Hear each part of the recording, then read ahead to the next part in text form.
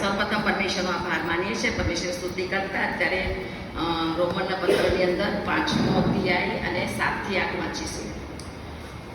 હવે ન્યાયી માણસને સારું ભાગ્ય જ છાતી ચલાવે, પણ આપણે જ્યારે પાપી હતા ત્યારે ખ્રિસ્ત આપણે સારું મરણ પામ્યું એમ કરવામાં દેવ આપણા પર પોતાનો પ્રેમ પ્રગટ કરે છે. આમીન. આપણે પ્રાર્થના કરીએ. Thank you Lord, thank you Jesus. સ્વર્ગીય પિતા પરમેશ્વર, અમે તમારો પુષ્કળ આભાર માનીએ છીએ. પિતા, અમે તમારી સ્તુતિ કરીએ છીએ. તમે પરમાત્મા છો, આકાશ અને પૃથ્વીના બનાવનાર અમારા દેવ તમે છો. આકાશ તમારું સિંહાસન છે, પૃથ્વી તમારું પાયાસન છે. તમારા પવિત્ર પાવન ચરણોમાં રાત્રિ સમય અમે તમારા ચરણો નમી શક્યા પ્રભુજી. હા પિતા પરમેશ્વર, મેથોડિસ્ટ તરફથી જે નર્સિંગ સ્કૂલ પ્રભુજી અમારા મિશન રોડ પર છે, નડિયાદની અંદર છે, ઓર એ નર્સિંગ સ્કૂલની જે દીકરીઓ છે એમની સાથે પ્રભુજી અમે તમારી સંગત કરવાની માટે અત્યારે એકત્ર થયા છે. પ્રભુ, અમે તમારો આભાર માનીએ છીએ, તમારી સ્તુતિ કરીએ છીએ. બાળક સાહેબ માટે અમે તમારો આભાર માનીએ છીએ, તમારી સ્તુતિ કરીએ છીએ. સુંદર ચર્ચ અમને આપ્યું છે, બાળક સાહેબની વ્યવસ્થા કરી છે, માટે બી અમે તમારો આભાર માનીએ છીએ, તમારી સ્તુતિ કરીએ છીએ. અને પ્રભુ, મંડળીમાં કેવી રીતે આત્મિક જાગૃતિ આવે એના માટે જે હેતુથી જે પ્રભુજી દરેક એરિયાઓમાં જે મિટિંગો થાય છે ત્યારે પ્રભુજી એ મિટિંગને પિતા પુત્ર પવિત્ર આત્મા દેવ પ્રભુ અમે તમારા હાથમાં સોંપીએ છીએ. શરૂઆતથી અંત સુધી પવિત્ર આત્મા દેવ તમે લીડ કરજો, દોરજો, આરાધનામાં દોરી જજો, પ્રાર્થનાની અંદર વચનની અંદર દોરી જજો. પ્રભુ, તમારા આત્માએ પરાક્રમ સાથે હાલતો થાય પ્રભુજી. અને પિતા પરમેશ્વર આજની સંગત પ્રભુ દરેકને માટે આશીર્વાદનું કારણ બને પ્રભુજી. અમે ખાલી આવ્યા, ખાલી કોઈ ના જાય, પણ તારો સામર્થ્ય ભરપૂર થઈને જાય પિતાજી. પવિત્ર આત્માથી ભરપૂર થઈને જાય પ્રભુજી. ન બળથી ન શક્તિથી, પણ પવિત્ર આત્માના સામર્થ્ય ભરો. છેલ્લો સમય છે, તમારો આગમન બહુ નજીક છે. તમારા આવતા પહેલાં પ્રભુજી અમારી દરેકની આત્મા તમારી નજરમાં તૈયાર હોવાનું પડે. એ આત્માને તૈયાર કરવાની માટે દેવ તમે અમારી સાઈડ મદદ કરો. અને એ વચન દ્વારા બી પ્રભુ તમે મારી સાથે વાતના વ્યવહાર કરો અને અમારી આત્માને તડકોડ કરો પિતા. મારી આત્મામાં ઝાંબી ડાક છે, કરસલી છે, આજે વચન દ્વારા દૂર થઈ જાય. અને અમારા વચ્ચે કે અધૂરાપણ છે તમે બતાવો, અને અધૂરાપણમાંથી અમે જોડાઓ પ્રભુજી. અને અમારી આત્માને તમે તૈયાર કરો, એવી અમારી પ્રાર્થના છે. તારી સંગતને પ્રભુ અમે તમારા હાથમાં સોંપીએ છે. તમે આશીર્વાદિત કરો ને બાપ, તમે મહિમા પામો. ઈશ્વરના નામમાં માંગીએ છીએ, આમીન.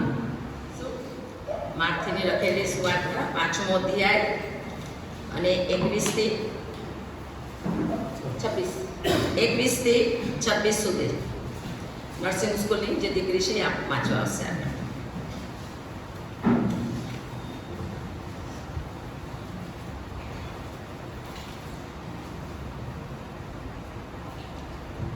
માથી 5, 23 થી 26,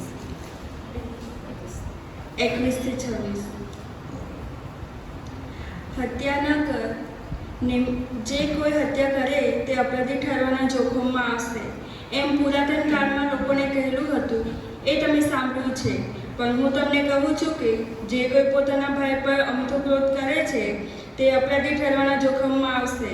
અને જે પોતાના ભાઈને પાજી કહે છે તે ન્યાયસભાથી અપરાધી ઠરવાના જોખમમાં આવશે. અને જે તેને કહે કે તું મૂર્ખ છે તે અગ્નિની ગહેનનામાં જોખમમાં આવશે.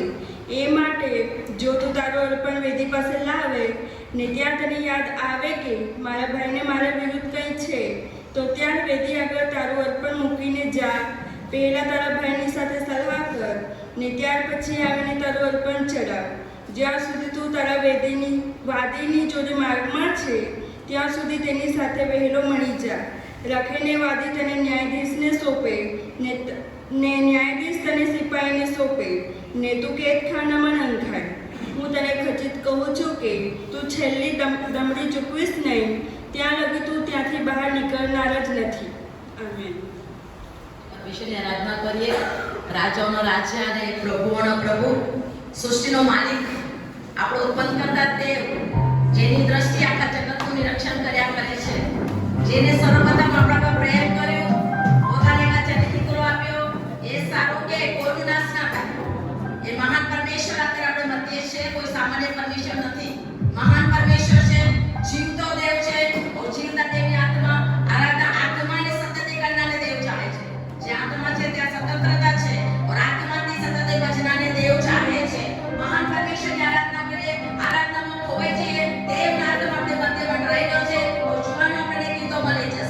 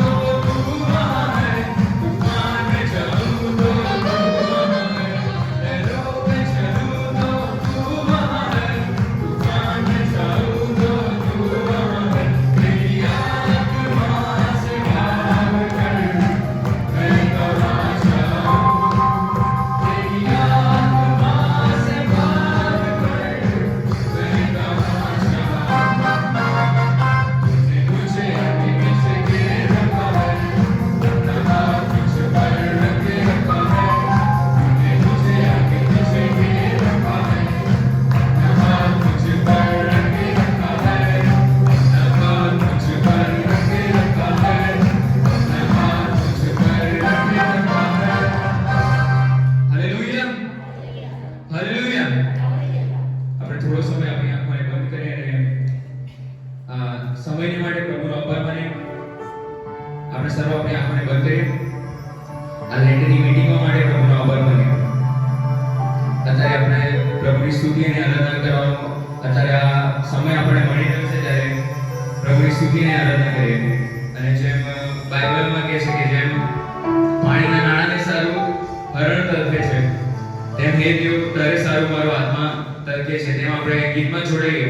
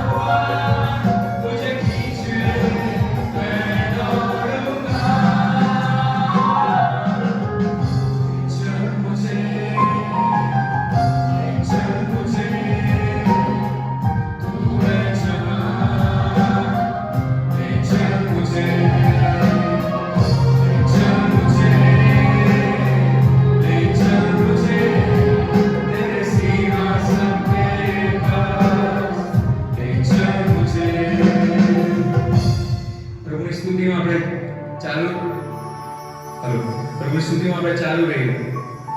અને જેમ બાઇબલમાં યોહાન 3:16 બધા આપણે ઘણું જાણીએ છીએ તેમ કે કેમ કે દેવે જગત પર એટલી પ્રીતિ કરી કે તેણે પોતાનો એકાકી જનિત દીકરો તેણે આપણી માટે મૂકી આપ્યો. અને એ એકાકી જનિત દીકરા એટલે ઈસુ બાપે આપણી માટે ક્રૂસ પર પોતાનું જીવન પોતાનું બલિદાન કરી આપ્યું કેમ કે આપણા પાપોનો આપણને માફી મળી શકે. આપણા બધાને અંદર સંકટ હશે કે કોઈ બી પ્રોબ્લેમ્સ હશે, કેરિયરના પ્રોબ્લેમ્સ હશે, ઘરના પ્રોબ્લેમ્સ હશે. અત્યારે નર્સિંગમાં બધી છોકરીઓ રહી રહી છે તો એમને ઘણા પ્રોબ્લેમ્સ હશે, પણ અત્યારે પ્રભુ કહે છે કે તમે મારી પાસે માંગો તો તમને મળશે. અને જેમ બાઇબલમાં કહે છે કે જગતમાં તમને સંકટ છે પણ જગતને મેં જીત્યું છે. તેવા પ્રભુ દેવની આપણે આરાધના કરીએ, ત્યારે સ્તુતિ કરીએ.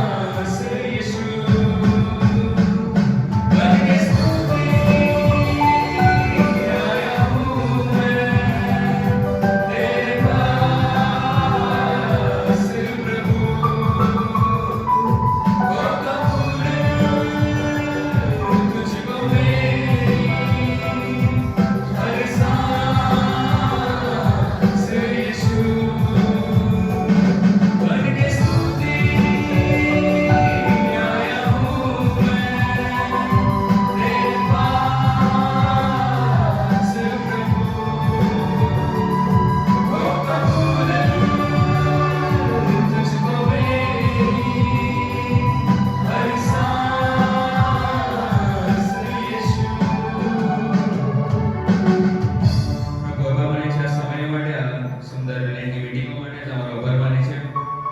તમારી આભાર સુધી અમે આટલી સારી રીતે કરી શકીએ છીએ, તમે જેનું કારણ પૂરું પડે છે તે માટે તમારો આભાર માની છે. પિતા, અમે જે અત્યારે વચન સાંભળ્યા તે વચન દ્વારા અમે કંઈ કરી શકીએ છીએ, અમારા જીવનમાં ઉતારી શકીએ અને અમે અમારું જીવન સારું બનાવી શકીએ, તમારા માર્ગમાં ચાલી શકીએ તે માટે તમે કૃપા પૂરી પાડો. તો જે સમય આપણે સોંપતા ટૂંકી અમારી વિનંતી સાંભળવાનો અંગીકાર કરું છું. આમેન. સમય અત્યારે બાળક સાહેબને હું આપીશ.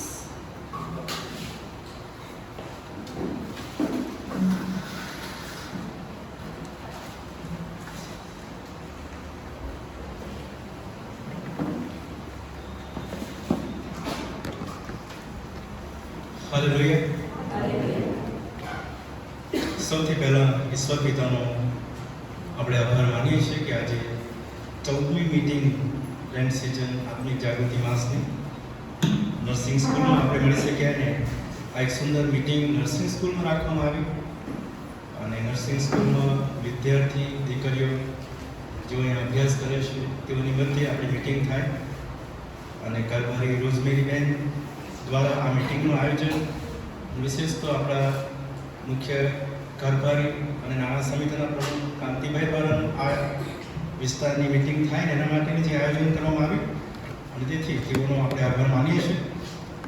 અને અત્યારે આ જે દીકરીઓ અહીંયા હાજર છે નર્સિંગ સ્કૂલ સ્ટાફ બેન સ્ટાફનો આપણે આભાર માનીએ છીએ, આવકાર કરીએ છીએ અમારી હાજરી માટે.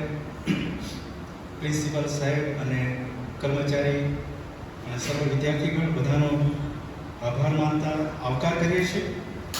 સાથે આપણા જે નાણાં અને કારભારી સમિતિના પ્રમુખ શ્રી કાંતિભાઈ જેઓ આપણી મધ્ય દરરોજ ઉપસ્થિત રહેશે, તેમની હાજરીને માટે તેમનો આભાર અને તેમનો આવકાર કરીએ છીએ. અને સ્થાનિક મહિલા મંડળના પ્રમુખ શ્રીમતી વિજયાબેન પણ આપણી સાથે દરરોજ મિટિંગમાં હાજર રહેશે. આજે પણ તેઓ હાજર છે, તેઓનો આભાર માનીએ છીએ, તેમનો આવકાર કરીએ છીએ. પાસ્ટર કમિટીના સભ્યો જેઓ અહીં આવ્યા છે, ઉપસ્થિત છો, તમારો પણ અમે આભાર માનીએ છીએ અને આવકાર કરીએ છીએ. અને કારભારી ભાઈ બહેનોનો તમારો પણ અમે આવકાર કરતા આભાર માનીએ છીએ.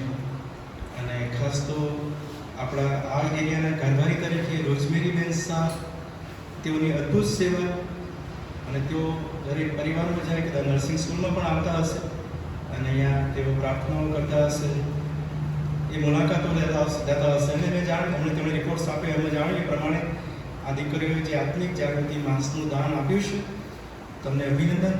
સરસ, તમે દાન આપ્યું છે અને દાન રોઝમેરીબેને મેળવ્યું છે અને તેથી રોઝમેરીબેનનો આભાર માનીએ છીએ, આ દીકરીનો આભાર માનીએ છીએ, સ્ટાફનો આભાર માનીએ છીએ, નર્સિંગ સ્કૂલનો આભાર માનીએ છીએ. નર્સિંગ સ્કૂલના જે સુપ્રિન્ટેન્ડન્ટ ગણાય આપણા નડિયાદ ડિસ્ટ્રિક્ટના અને બરોડા ડિસ્ટ્રિક્ટના ડીએસ લેવલ સાયમન બ્રેનાર્ડ સાહેબ, તેઓ તો અત્યારે આપણી મધ્ય હાજર નથી, તેઓ અત્યારે અમદાવાદમાં છે. તેમના ધર્મપતિ શ્રીમતી ડિકનેસ જ્યોત્સનાબેન, જેમને ની રિપ્લેસમેન્ટ કરાવવાનું છે અને આવતીકાલે તેમનું ઓપરેશન થશે અને એના માટે તેઓ હોસ્પિટલમાં છે. પણ તેઓએ બધાને શુભેચ્છા અને સલામ પાઠવી છે, એ તમે બધા જાણશો. એમવાયએફના જવાનોનો પણ આપણે પુષ્કળ આભાર માનીએ છીએ, આભાર કરીએ છીએ. દરરોજ સુંદર આત્મિક વાતાવરણ, ગીતો, સ્તુતિ આરાધનામાં તેઓ દોરવણી આપે છે. આજે પણ સુંદર ગીતો દ્વારા તેમને દોરવણી આપી છે, આપણે તેમનો પુષ્કળ આભાર માનીએ છીએ. કેટલાક સભાસદો દૂર દૂરથી આવો છો, ઘણા બધા દૂરથી સોસાયટીઓમાંથી આવો છો, અહીં તમે હાજર છો, તમારો પણ અમે આવકાર કરતા આભાર માનીએ છીએ. અને આજની આ મિટિંગ મેં જે શરૂઆતમાં કીધું એ 14મી મિટિંગ છે અને આજનો જે વિષય છે અને એ વિષય આપણને આપવામાં આવ્યો છે અને વિષયના અનુસંધાનમાં આપણે આગળ વધી રહ્યા છે. અને વિષય તો લખવામાં આવે છે તે પ્રમાણે અર્પણ વિશેનો વિષય છે અને સ્વીકારપાત્ર અર્પણ એ મુખ્ય વિષય છે. પણ આપણે જે ગિરિ પ્રવચનનો જે અભ્યાસ કરીએ છીએ અને ગિરિ પ્રવચનનો જે શરૂઆતની ધન્ય વચનો, ત્યાર પછી જે ઉપમાઓ પ્રભુ ઈસુએ આપી, રૂપકો આપ્યા, તમે જગતનું મીઠું છો, તમે જગતનું અજવાળું છો, અને ત્યાર પછી જે કાયદા કાનૂન અથવા નિયમશાસ્ત્ર સંબંધીની ઘણી બધી બાબતો તેમણે કહી. અને ત્યાર પછી જે 10 આજ્ઞાઓમાં હત્યા ન કરવી, ગુસ્સો ન કરવો, એ સંદર્ભમાં તેમણે ગજબની બાબત ગિરિ પ્રવચનમાં કહ્યું છે. અને આજે આપણે એ જ વિષયમાં આગળ વધી રહ્યા છીએ અને એ વિષયમાં તમારી આગળ મેં જણાવ્યું એ પ્રમાણે સ્વીકારપાત્ર અર્પણ એ વિષય પર આપણે આગળ વધીએ છીએ. અને આપણું જે મુખ્ય આધાર વચન છે, જે શરૂઆતમાં જ રોજમેરી બહેને આપણને જણાવ્યું એ પ્રમાણે તેઓના જેવા ન થાવ, માર્કી 6 અને 8. અને એ પ્રમાણે ગિરી પ્રવચનમાંથી આપણે પ્રભુના વચનો આ દિવસોમાં જોઈએ છે, સાંજની મિટિંગોમાં. અને પ્રભુએ મિટિંગોને આશીર્વાદિત બનાવી છે. અત્યાર સુધીની બધી મિટિંગ ઘણી બધી આશીર્વાદિત બની છે. બહુ મોટી સંખ્યામાં બધા પ્રભુના દીકરા દીકરીઓ આવ્યા છે, ભાગીદાર બન્યા છે પ્રભુના વચનો શીખવાને માટે, આરાધના કરવાને માટે. અને એટલા માટે પ્રભુનો આપણે પુષ્કળ આભાર માનતા આજે સ્વીકાર પાત્ર અર્પણ એ વિષય પર આપણે આગળ વધી રહ્યા છે. અને વિષયમાં આગળ વધતા ગઈકાલે જે આપણે જોયું છે, ગુસ્સો ન કરવો, ક્રોધ ન કરવો, એ બાબત સાથે સંકળાયેલી છે.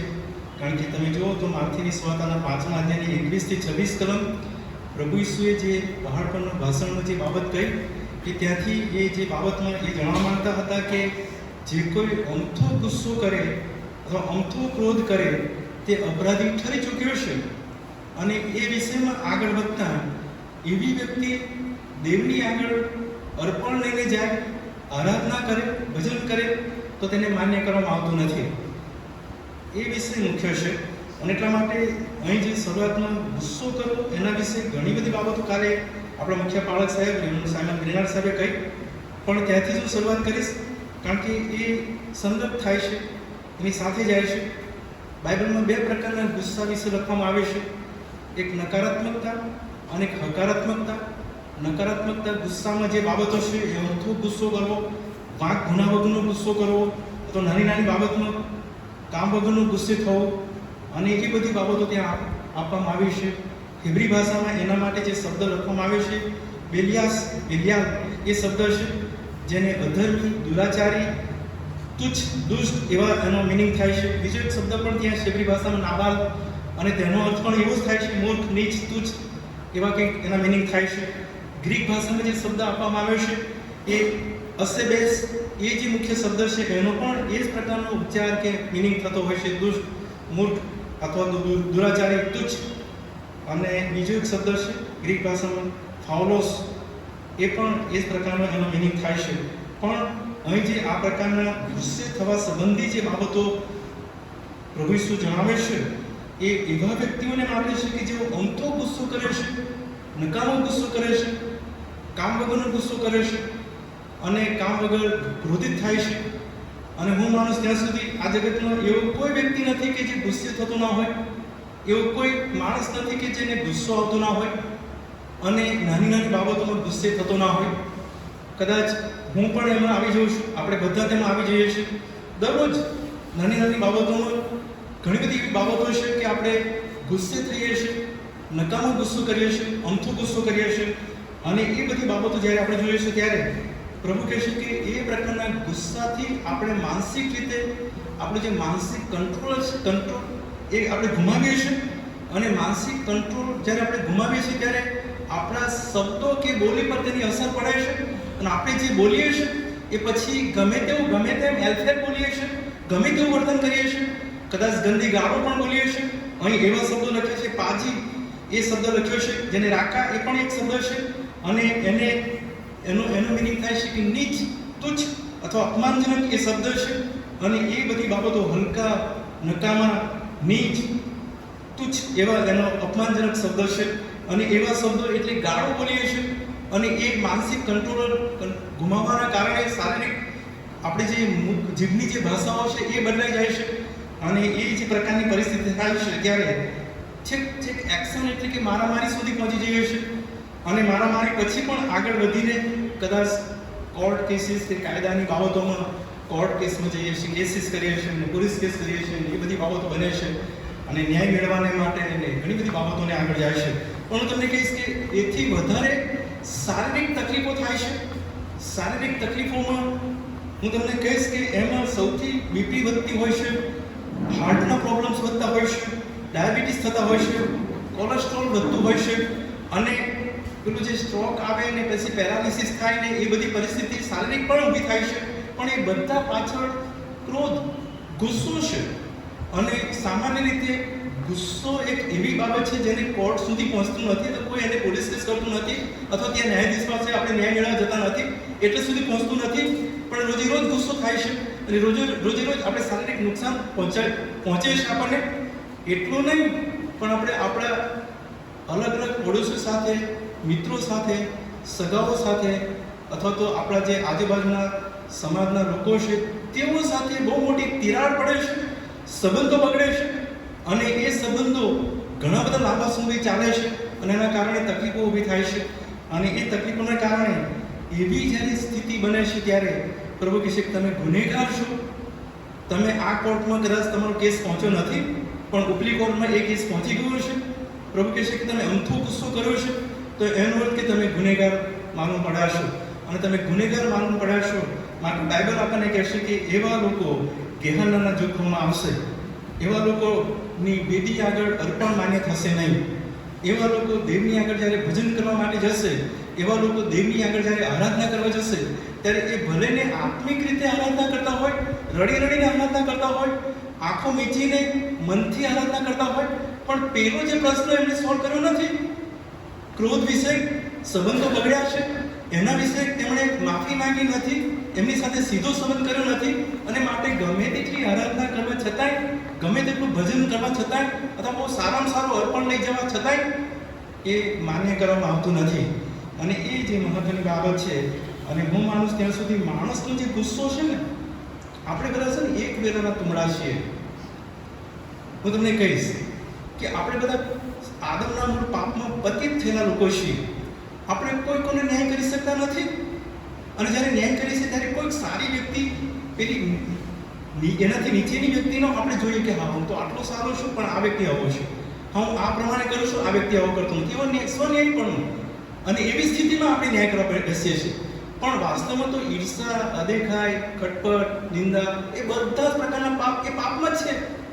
એક પાપ કરીએ અથવા પુષ્કળ પાપ કરીએ પણ ઈશ્વરની દ્રષ્ટિમાં તો એ અન્યાય છે ને, એ સ્વર્ગમાં જઈ શકતો નથી જ, એ પતિત છે.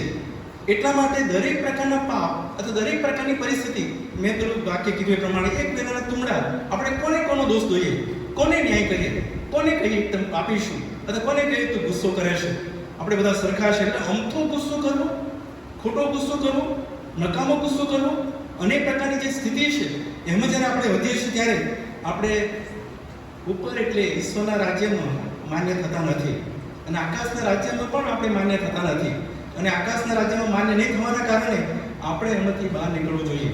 નવા કરારમાં પ્રભુના સેવકોએ ગજબની બાબતો કહી છે અને હું તમને એ બાબતોમાં લઈ જતા પહેલાં હું તમને બીજા એક ગુસ્સા વિશે પણ કહેવા માંગુ છું. અને બીજો ગુસ્સો એ બાઇબલનો ગુસ્સો છે અને બાઇબલમાં જે પોઝિટિવ ગુસ્સાની વાત કરવામાં આવી છે, પ્રભુ ઈસુ એક જગ્યાએ ગુસ્સે થયા, તમને ખબર છે?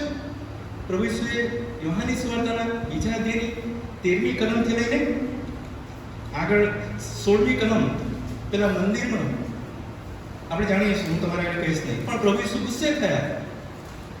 યહોવા દેવ ઇઝરાયેલી લોકો પર વારંવાર ગુસ્સે થતા હતા. પુનર્નિયમના 23મા અધ્યાયમાં, 9મા અધ્યાયમાં બધી કલમો ભણાવતો નથી, 9મા અધ્યાયની 7મી કલમ, 19મી કલમ, 20મી કલમ અને ગીતશાસ્ત્ર, એ બધી હું તમને એટલા માટે કહું છું કે દેવ યહોવાનો જે ગુસ્સો છે એ વ્યાજબી છે. કેમ વ્યાજબી છે? કારણ કે એ પવિત્ર ઈશ્વર છે, એ શુદ્ધ ઈશ્વર છે. પાપ ત્યાં હોઈ શકે નહીં, અન્યાય ત્યાં હોઈ શકે નહીં. ત્યાં બધી નીતિમત્તા છે, ત્યાં સ્વચ્છતા છે, ત્યાં શુદ્ધતા છે.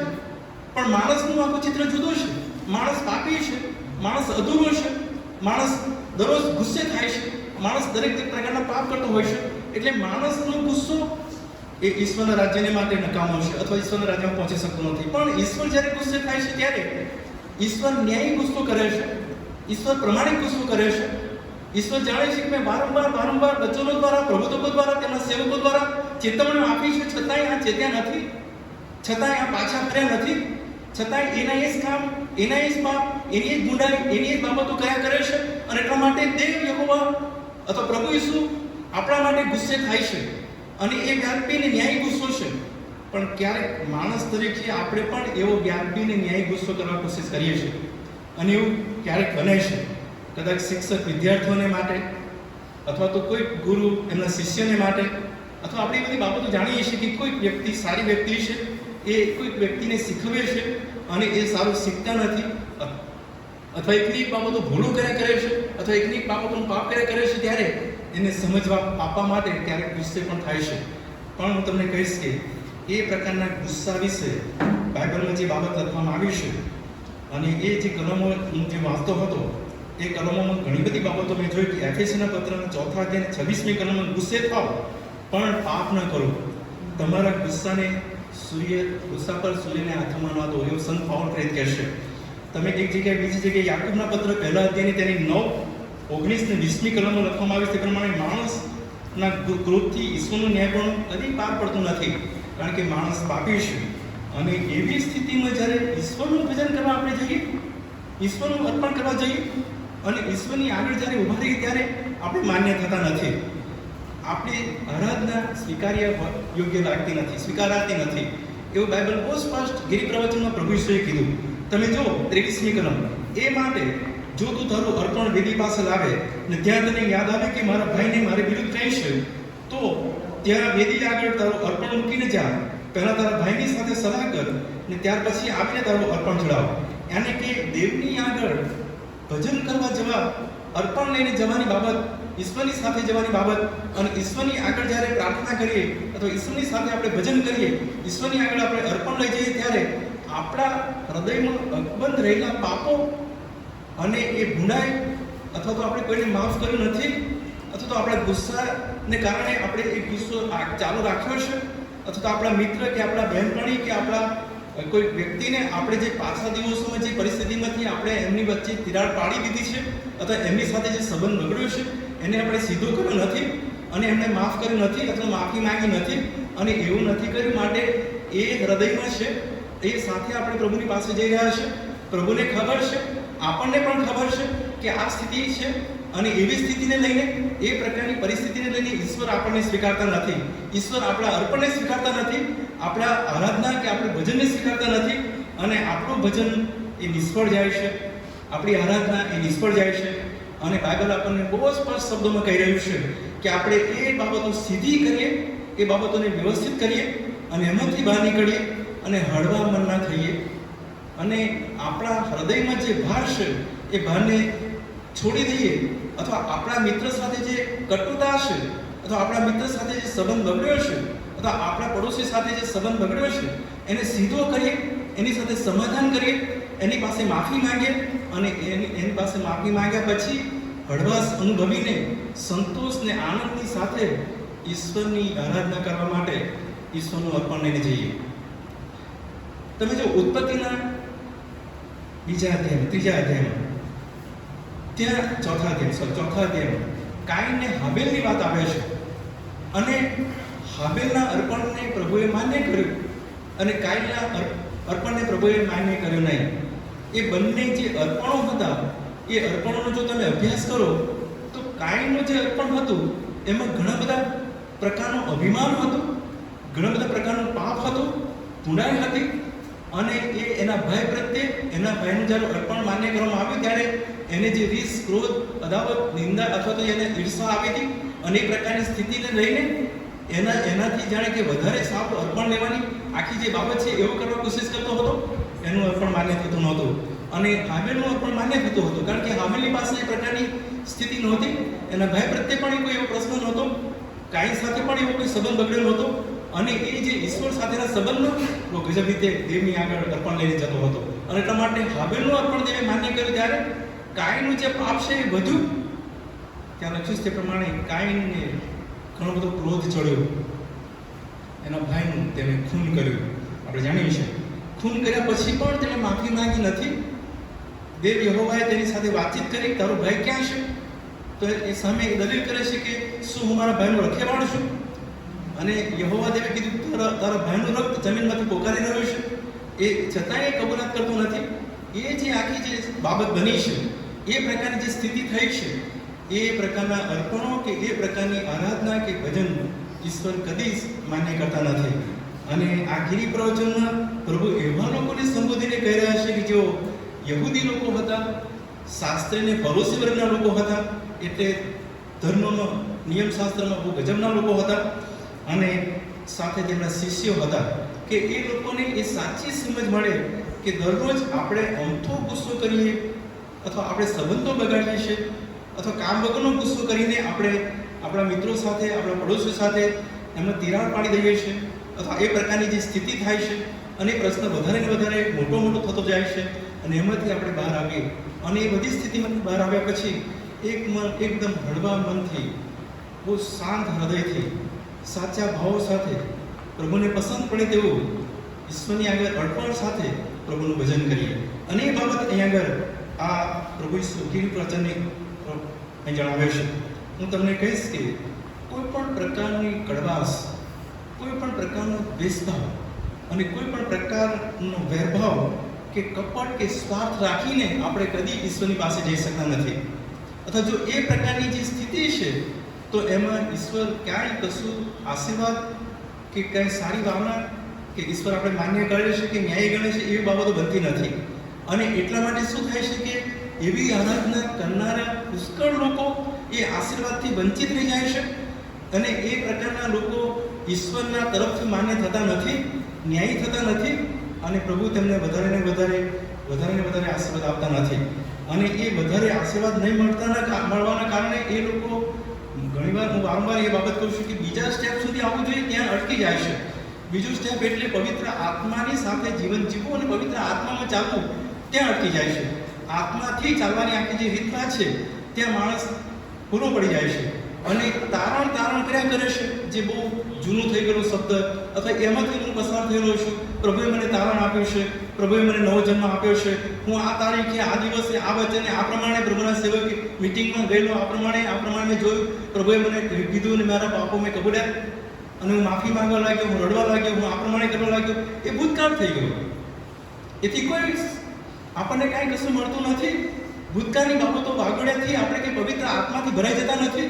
પવિત્ર આત્મામાં ચાલવું, પવિત્ર આત્માની સાથે રહેવું, અને આત્મામાં ચાલવા માટે નાની બાબતો, કડવાશ, દ્વેષભાવ, વેરભાવ, ક્રોધ, ખટપટ જેવી નાની બાબતો આપણે રોજ દૂર કરવી પડશે.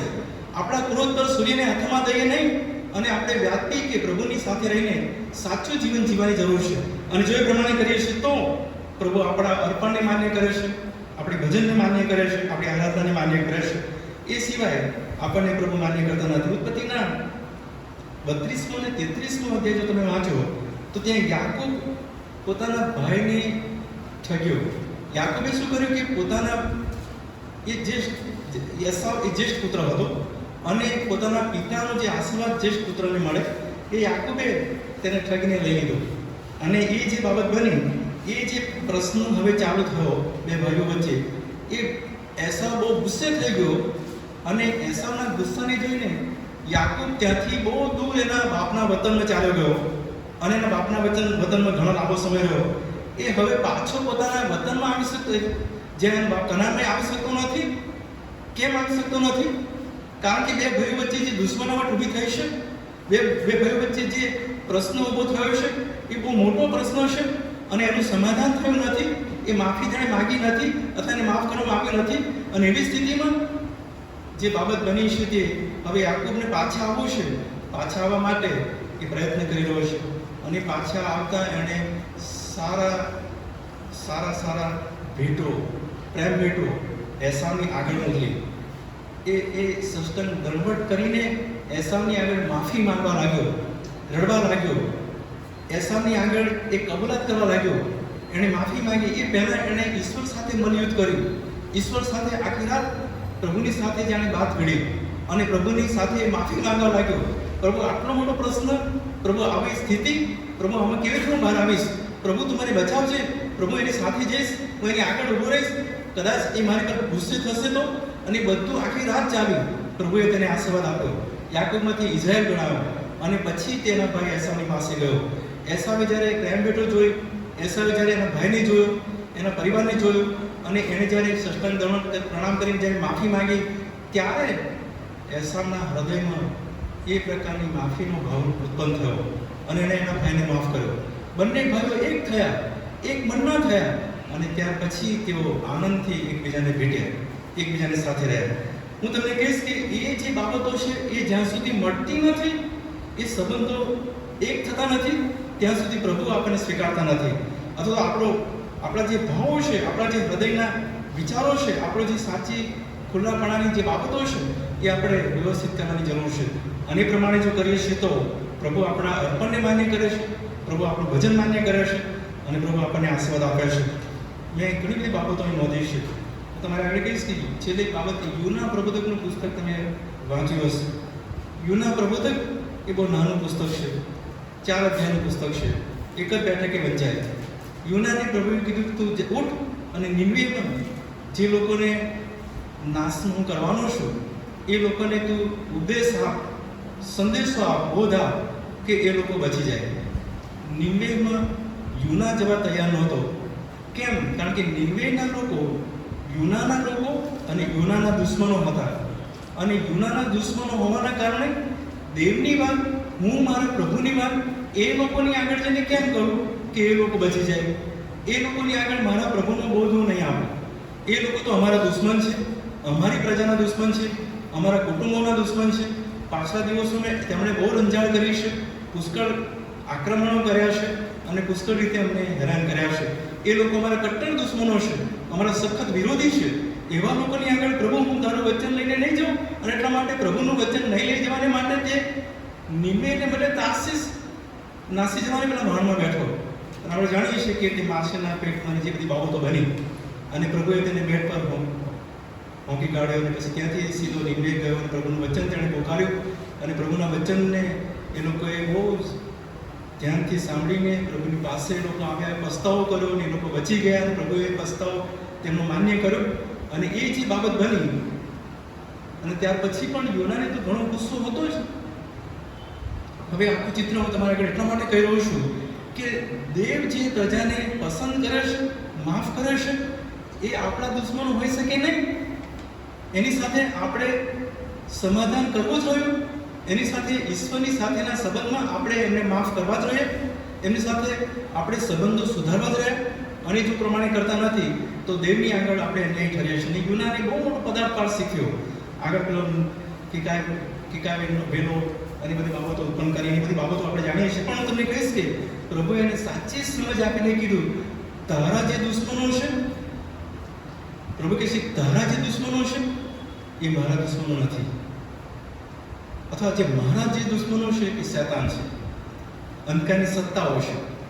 અને એ દુશ્મનો એ માણસો નથી, એ તો લ્યુસિફર કે એની આખી ફોજ કે એની આખી ટીમ છે, અવદૂતો છે, અશુદ્ધ આત્માઓ છે, અથવા એ પ્રભુના દુશ્મનો છે. પ્રભુ કહેશે કે આ પૃથ્વી પર કોઈ મારો દુશ્મન નથી. નિનવેમાં 1,20,000 લોકો રહેતા હતા. એટલા બધા લોકો નાશ પામે એવું પ્રભુ ઈચ્છતા નહોતા. એ લોકો બચી જાય એટલા માટે નિનવેમાં યોનાને મોકલે છે અને એના તે સંદેશો આપે છે. પણ યુનાના હૃદયમાં પ્રભુનો સાચો ભક્ત, પ્રભુનો સાચો સેવક, એના હૃદયમાં પણ એ જ હૃદય હતું કે માણસની રીતે હું મારા દુશ્મનોની આગળ જઈશ નહીં, પ્રભુનું વચન આપીશ નહીં. પણ પ્રભુની ઈચ્છાને તે માન્ય રાખીને જ્યારે જાય છે ત્યારે બહુ મોટું કાર્ય થાય છે અને પ્રભુ એ લોકોને બચાવે છે. હું તમને કહીશ કે આ જ બાબત આપણા જીવનમાં થવી જરૂરી છે. જો આપણે એ પ્રમાણે કરતા નથી તો આપણી આરાધના કે આપણું અર્પણ કે આપણી પ્રાર્થના કે આપણે જે કંઈ ભજન કરીએ છીએ એ બધું ઈશ્વરની નજરમાં માન્ય થતું નથી. અને ઈશ્વરની નજરમાં જ્યારે માન્ય થતું નથી ત્યારે આપણે અન્યાય માલુમ પડીએ છીએ, આપણે અનંત જીવનના ભાગીદાર રહેતા નથી. અને પ્રભુ ઈશ્વરે કીધું કે સંત પિત્તરને જે પ્રશ્ન પૂછ્યો 3 વાર સંત પિત્તરે નકાર કરેલો પ્રભુ ઈશ્વરનો. અને જ્યારે પુનરુત્થાન પ્રભુ ઈશ્વર પામ્યા ત્યારે 3 વાર પ્રભુ ઈશ્વરે તેને પ્રશ્ન કર્યો અને 3 વખતે સંત પિત્તરે કીધું કે હા પ્રભુ, હું તને પસંદ પડે એટલે મીન્સ હું ઘેટાને પાડીશ અથવા હું તારા પર પ્રેમ કરું છું. એ બાબત 3 વાર તેમણે કીધી. અને 3 વાર એટલા માટે કે પ્રભુએ જાણતા હતા કે સંત પિત્તર એ બાબતમાં સાચી કબૂલાત કરે, સાચી માફી માગે, સાચા ભાવથી, સાચા હૃદયથી અને સાચા મનથી તે પ્રભુ મારી પાસેથી આવે. અને એ પ્રમાણે જ્યારે થશે ત્યારે પ્રભુ કહેશે કે હું તને માન્ય કરીશ, હું તને આશીર્વાદ આપીશ, હું તને અનંત જીવનનો ભાગીદાર કરીશ અને તું સ્વર્ગનો મારી સાથે રહેનાર એક પ્રભુનો સેવક બનીશ. અને એ પ્રમાણે પ્રભુ આપણને ઈચ્છે છે. એટલા માટે અહીં 23મી કલમથી 26મી કલમમાં એ બાબત લખ્યું છે કે જો કંઈ તારી વિરુદ્ધ, તારા ભાઈની વિરુદ્ધ જે કંઈ છે અને તું દેવની આગળ, વેદી આગળ અર્પણ કરવા જઈ રહ્યો છો ત્યારે તારું અર્પણ સાઈડ પર મૂક અને પહેલાં તારા ભાઈની તું સલાહ કર અને પછી તું તારું અર્પણ લઈને તું પ્રભુની પાસે જા, વેદી પાસે જા અને પ્રભુ તને આશીર્વાદ આપશે. પણ જો તું એવું કરતો નથી તો તારે જાણવું કે તને તે તારો વાદી તને ન્યાયાધીશને સોંપશે અને ન્યાયાધીશ તને સિપાહીને સોંપશે અને સિપાહી તને કેદખાનામાં નાખશે. આ જગતમાં તને માફ કરવામાં આવશે નહીં, અથવા આ જગતમાં તારે કિંમત ચૂકવવી પડશે, અને ઉપરના જગતમાં એટલે ઉપરની કોર્ટમાં પણ તારે કિંમત ચૂકવવાની થશે. અને એ બહુ ભારે કિંમત છે. કદાચને આ જગતમાં નાની કિંમત એ આપણે સ્વીકારી લઈએ છીએ, પણ ઉપરની કોર્ટની કિંમત એ બહુ ભારે છે.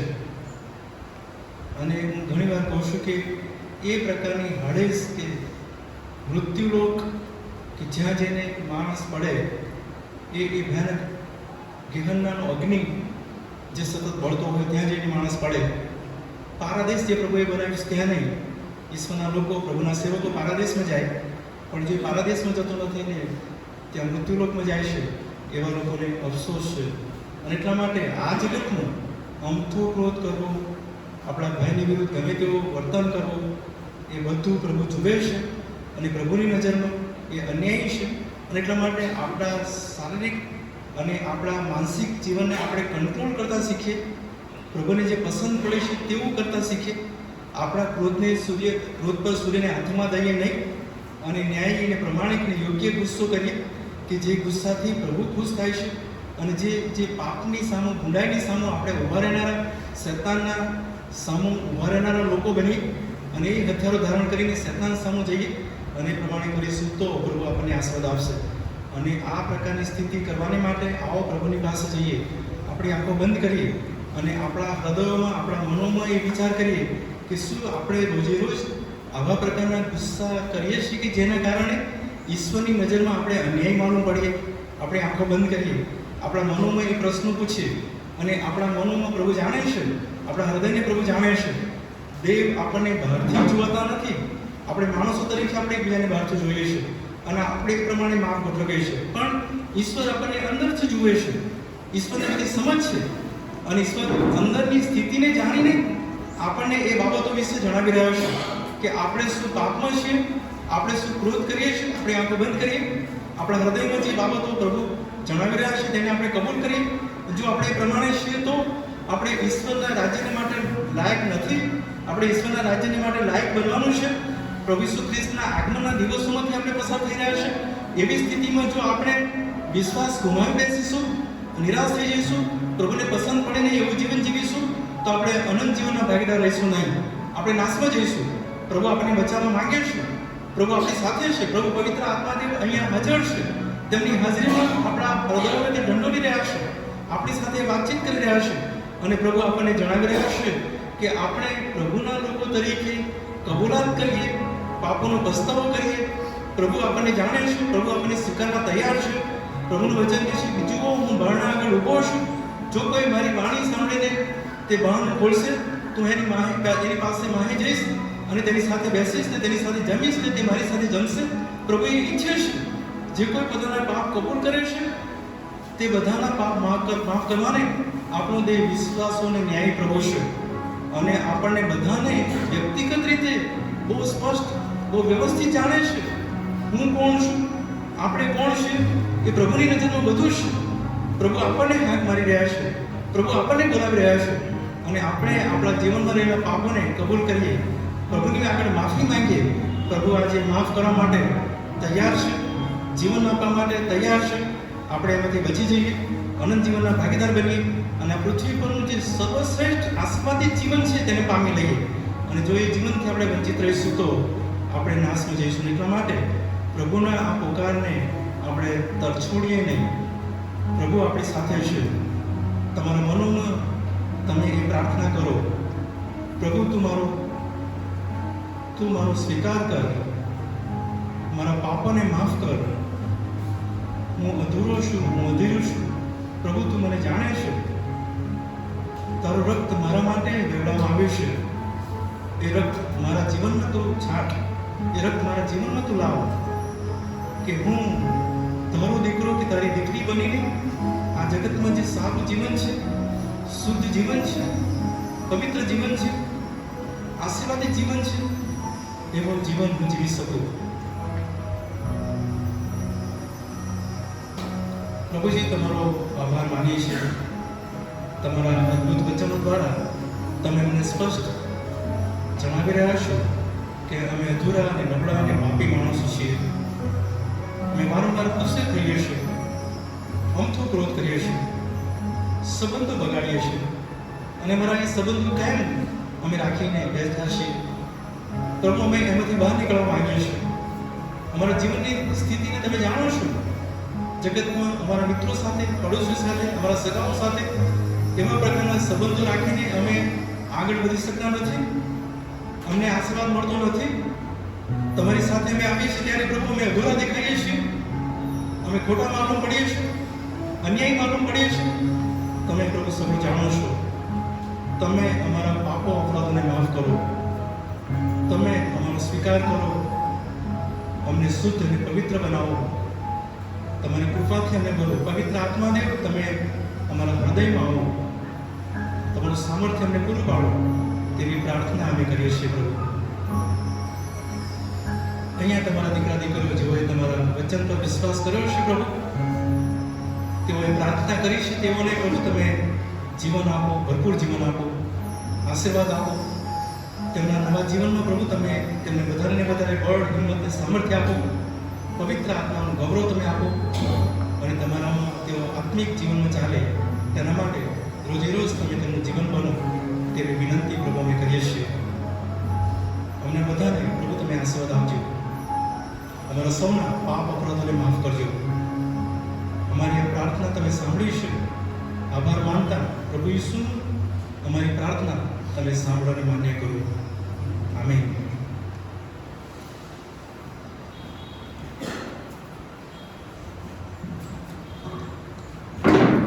માણેક સાહેબનો આભાર માનીએ છીએ. સુંદર વચન આપ્યું છે અને એટલે માટે હું આકાશમાં અમારા બાપ એ પ્રાર્થના આપણે સાથે સાથે કરીશું અને છેલ્લું હાસ્ય વચન ઉચ્ચારવામાં આવશે. હું આકાશમાં અમારા બાપ, તમારું નામ પવિત્ર મનાવો, તમારું રાજ્ય આવો, જેમ આકાશ એમ પૃથ્વી પર તમારી ઈચ્છા પૂરી થવો. દિવસની મારી રોટલી આજ અમને આપો. જેમ તમે મારા ગુનાને માફ કર્યા છે એમ તમે મારા ગુનાને માફ કરો. અમને પૈસા ન આપો, ગુનાથી છૂટકો કરો. કેમ કે રાજ્ય તથા પરાક્રમ તથા મહિમા સર્વકાળ સુધી તમારા છે. આમીન. અને હવે આપણે તારનાર પ્રભુ ઈસુ ખ્રિસ્તની કૃપા, ઈશ્વર પિતાનો પ્રેમ, પવિત્ર આત્માની મીઠી મધુરી દિવ્ય અને અનુપમ સંગત આપણી સાથે નર્સિંગ સ્કૂલ અને તમામ સ્ટાફ, કર્મચારી અને વિદ્યાર્થીગણ, પ્રિન્સિપલ અને એની બધાની સાથે અને અહીંયા હાજર રહેલા તમામ તમારા દીકરા દીકરીઓની સાથે, પરિવારોની સાથે, મંડળીની સાથે હમણાંથી લઈને સદા સર્વકાળ સુધી હજુર. આમીન.